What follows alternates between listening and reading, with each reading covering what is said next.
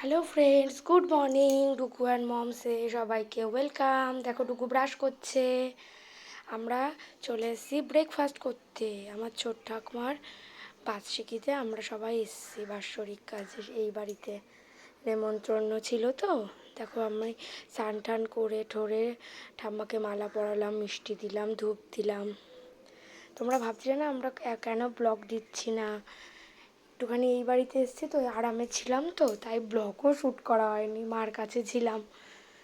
আবার এখানে চলে এসেছি, এবার ডেলি ব্লগ পাবে। সব দিয়ে ঠিয়ে দুপুরে লাঞ্চ করে ডুকু ঘুমাচ্ছে। দেখো উঠে গিয়ে এই দেখো মিমিদের সাথে এখন কি খাচ্ছে দেখবে, এই যে ছোলা মাখা মিমিরা খাচ্ছে, ওনারও খেতে হবে, না হলেই হা করে দাও দাও দাও। সন্ধ্যাবেলা একটু কীর্তন হচ্ছে এখন, আর আমরা